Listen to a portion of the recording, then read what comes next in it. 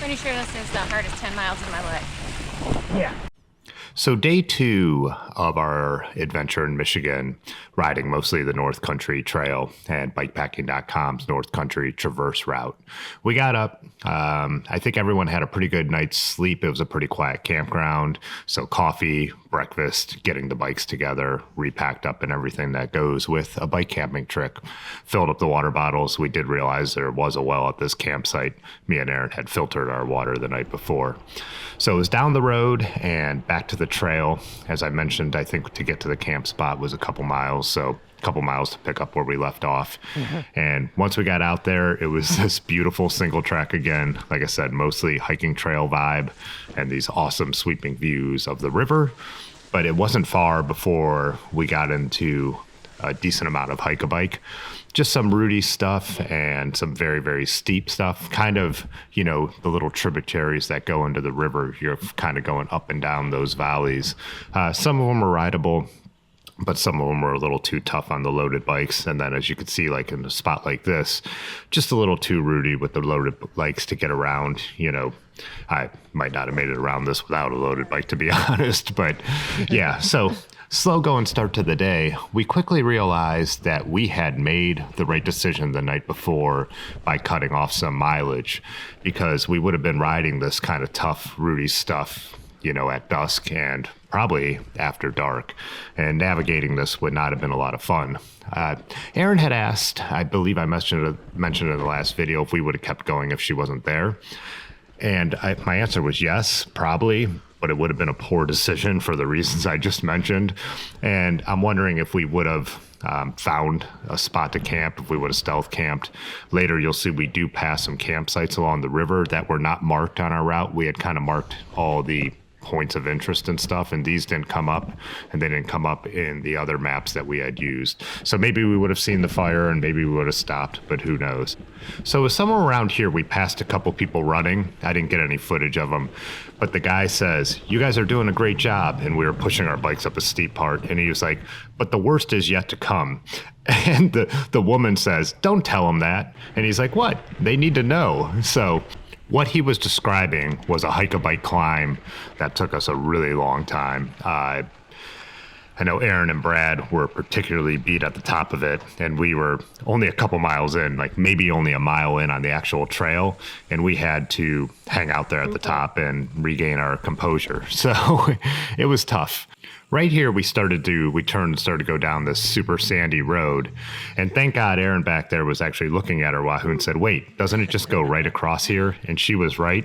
I think we had already resigned ourselves to pushing our bikes down this super deep sandy road. So thank God we were wrong in that spot and we didn't get too far before we turned around. The riding was still this beautiful single track, but we were pretty fatigued from the day before, and then combining that with the long hike and bike we had already been doing.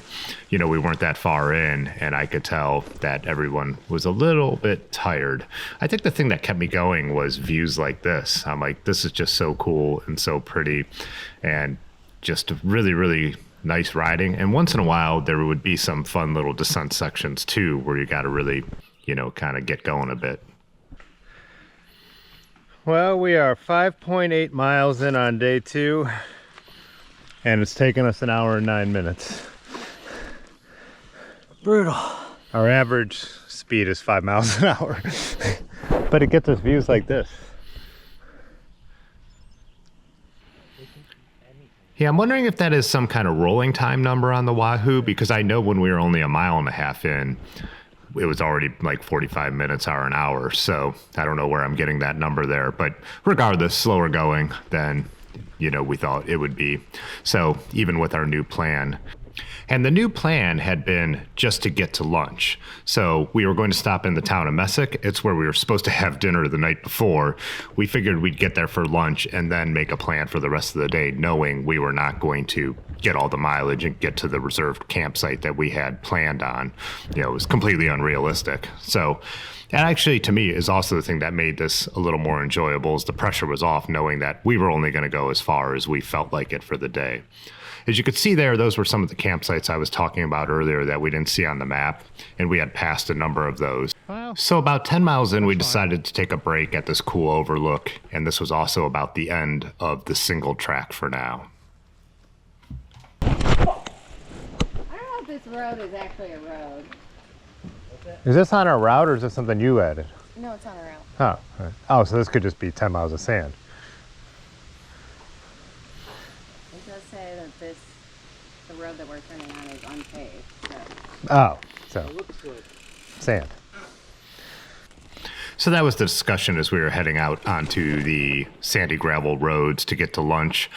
Lunch was supposed to be at about mile 18 in Messick, and again, it just reinforces how naive our planning was, thinking that the spot we're stopping at, I think about 2 in the afternoon, we had envisioned being our dinner spot the night before. But it was still a little bit climby to get into Messick, but it was these roads that were much more easy to move on. So, you know, gravel bike touring as opposed to a single track. A welcome gravel road, albeit with a 10% gradient. Well, this has been a tough day out. We thought our recalculation of mileage distances from yesterday would help, but today was much tougher. 12 miles, 1,200 feet of climbing. The BikePacking.com article said not a significant elevation. There's no high mountain passes, but I consider this significant elevation. I guess when you travel out west, you think of things differently. Yeah, let me know your opinions on the term elevation. To me, it just means feet per mile. I just think about how much climbing there is. You know, if you talk about like there, that's what we call in cycling the 1-to-1 ratio. So I don't know if they're thinking like, you know, I'm drafting you, babe.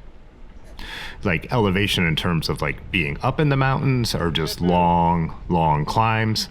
But to me, when you're at 1-to-1 or over, that's a lot of elevation. And as we've been discussing on the live stream and in the last video, all those little steep up and downs when you're on a loaded bike, or even when you're not, just mountain biking in general, it's just a different kind of, you know, fatigue on your body. And to me, sometimes I feel that that could be more tiring than, you know, a long 5% drag. So this is Messick. This is where we went to get lunch. Lunch here was really good. It was kind of a barbecue and beer spot. I think I'm the only one who got a beer, but also resupplied in this town a little bit. And this is where we sat down, and after we finished eating and sat in the air condition and got ready to go, decided what we were going to do. Aaron kind of was like, let's, what's everyone feeling? And I said, I feel like finding a campsite that's pretty near, that has a spot, and heading there and calling it a day. Brad snapped his fingers, looked at me and said, yeah. Everyone kind of nodded in agreement, and that was the plan. So I think the campsite was going to be about another 8 miles that we found. The thing that was a little risky is it was first come, first serve. So we had found a couple other campgrounds and called, but they were all booked up. This one was pretty middle of nowhere, so we were pretty hopeful that there would be something available. We got there, and there was. And the riding there, again, was good. You know, you could see it was those kind of pretty but very rideable gravel roads. What? We wanted to get a swim in, and there was this creek that ran, a river that ran through the area. Come on, Brad. But there was no good way to walk there, and we didn't feel like riding miles to get to where the lake part was. We found this rope, and we climbed down the rope and just went swimming in the river. Well, I guess me and Brad went swimming. Ben and Aaron kind of splashed around a bit. So, but at the end of a long day, man, I'm getting in the water no matter what the water looks like. It felt so good. And there were no shower facilities at this campground. So. Why do you have a third nipple? I'm gonna throw that with me. Brad doesn't have a third nipple, for the record.